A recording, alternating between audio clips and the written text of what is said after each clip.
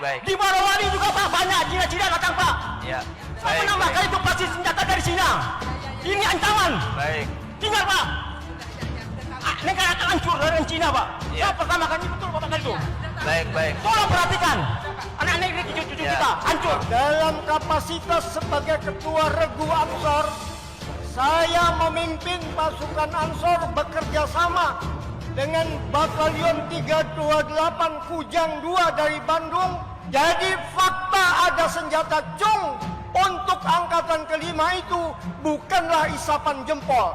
Saya berani angkat sumpah. Sampai detik ini saya masih bisa tunjukkan di mana galian-galian senjata yang disimpan itu.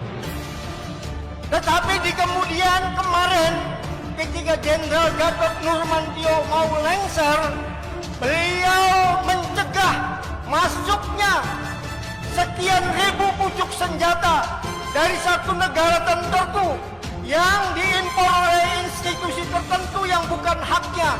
Tapi kenapa berita itu lenyap begitu saja? Dan jangan pernah takut Pak, menyuarakan kebenaran itu tidak pernah takut. Saya pecatan kapten Pak, agar komunis itu tidak berkembang biak di negara ini. Sekarang mereka sudah merasa yang paling benar. Saya merasakan kebangkitan komunis. Komunis itu tidak boleh berkembang di negara ini. Ya. Kami sebagai mantan prajurit siap mengawal itu semuanya. Tapi paham komunis itu masih hidup. Dan ada anak PKI yang membuat buku Aku Bangga Jadi Anak PKI, diwawancarai di salah satu televisi swasta. Dia dengan terang-terangan mengatakan ada 15-20 juta anak-anak PKI yang ideologinya belum mati dan siap bangkit.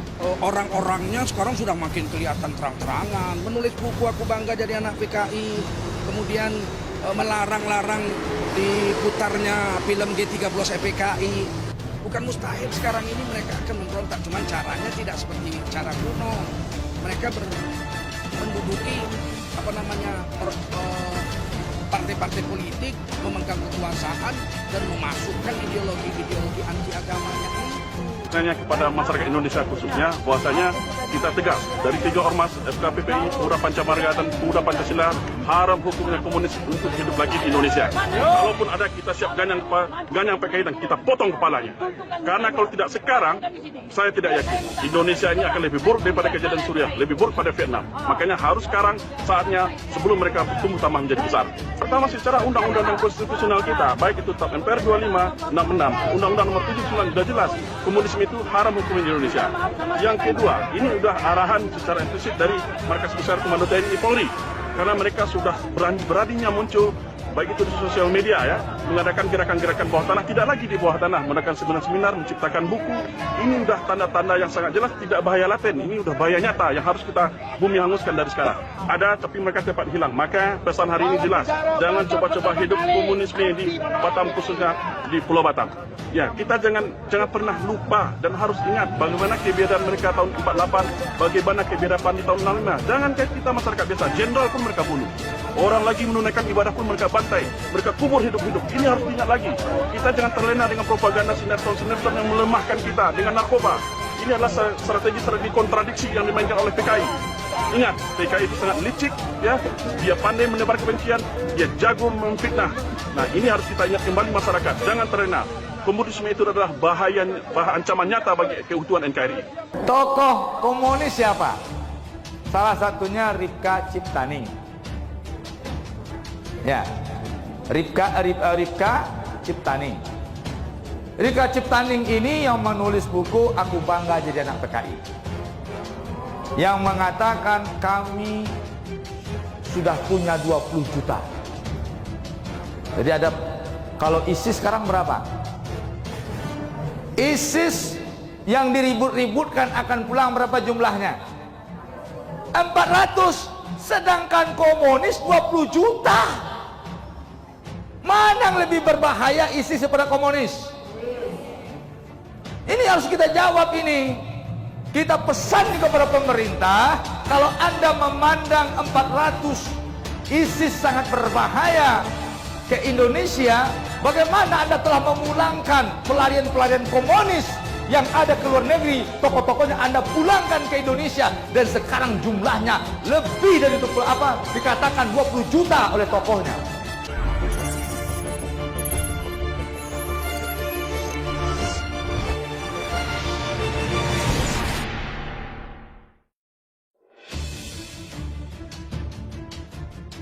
Aroma kebangkitan PKI terendus.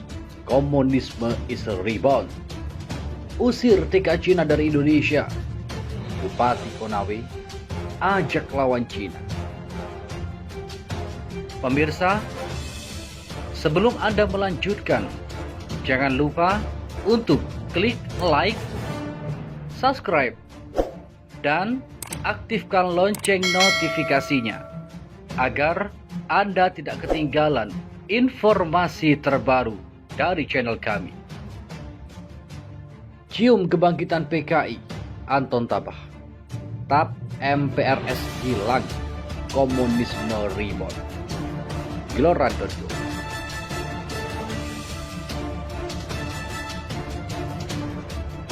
Hilangnya TAP MPRS nomor 28 garis miring MPRS garis miring 1966 dalam RUU haluan ideologi Pancasila yang tengah dibahas DPR RI mendapat sorotan dari Dewan Pakar Ikatan Cendekiawan Muslim Indonesia atau ICMI, Anton Tabah Digdoyo.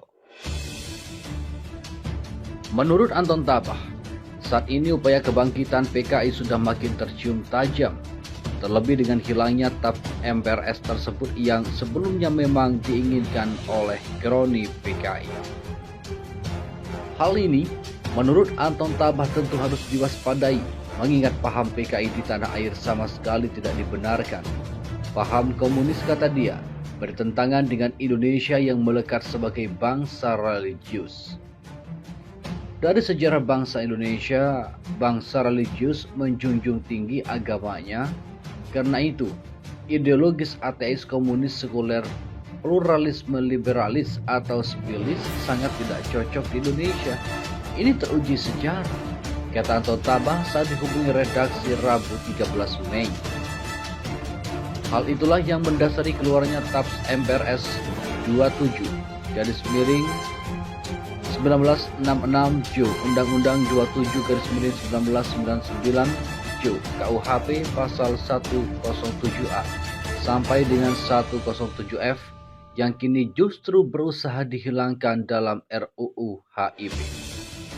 Karena PKI berkali-kali menjegal, menusuk dari belakang saat bangsa ini fokus bangun negaranya, tegasnya. Namun demikian, Anton Tabah melihat di era pemerintahan saat ini aroma bangkitnya PKI menguat. PKI, kata Anton Tabah, seakan mendapat angin segar di pemerintahan saat ini. Era Jokowi, mereka dapat angin segar. PKI ingin bangkit lagi. Hasil kajian ormas-ormas nasionalis religius, gejala bangkitnya PKI menguat diawali hubungan mesra dan luas dengan Cina, negara komunis terbesar di dunia. Padahal dilarang konstitusi untuk kerjasama dengan siapapun yang berideologis komunis, tegasnya. Hal itu makin diperkuat dengan utang negara hingga serangkaian proyek pembangunan tanah air yang kini mayoritas dipegang Cina. Belum lagi adanya impor tenaga kerja asing atau TK asal Cina yang belakangan menuai polemik dan protes dari masyarakat. Utang besar-besaran ke Cina, impor TK kasar besar-besaran dari Cina. Lalu Cina ingin kuasai RI dengan cara kuasai hukum ekonomi, sosial, dan lain-lain, tegasnya. Hal yang tak luput dari kritikannya yaitu pengesahan Undang-Undang Minerba yang dinilai hanya menguntungkan asing dan asing. Tak kalah mengerikan adalah membuat lembaga baru bernama BPIP atau Badan Pembina Ideologi Pancasila, tapi isinya beberapa orang kontra Pancasila. Punya paham agama musuh Pancasila, sistem pemerintahan Rasulullah SAW haram diikuti dan sebagainya, tegasnya.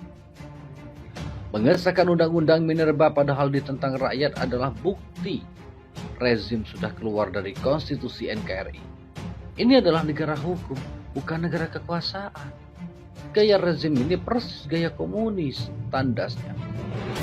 Di Pekanbaru, muncul spanduk besar bertuliskan, usir TKA Cina dari Indonesia. Soal tenaga kerja asing atau TKA dari Cina saat ini masih menjadi perhatian publik. Baru-baru ini, 500 TKA Cina itu akan masuk ke Indonesia. Diketahui, Menko Bidang Kemaritiman dan Investasi Luhut Binsar Panjaitan menyebutkan jika 500 TKA Cina itu akan masuk ke Konawe, Sulawesi Tenggara sekitar bulan Juni atau Juli mendatang. Kedatangan TK Cina itu pun mendapat penolakan dari Kota Pekanbaru, Riau. Bahkan muncul spanduk besar yang menolak dan usir TK Cina dari Indonesia. Usir TK Cina dari Indonesia. Demikian tulisan yang ada di spanduk itu Rabu 13 Mei 2020.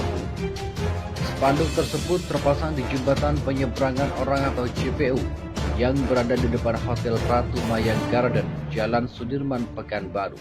Kemudian, sebelum tulisan tersebut terdapat sebuah lambang dengan tulisan pribumi dan pengawal NKRI sampai mati.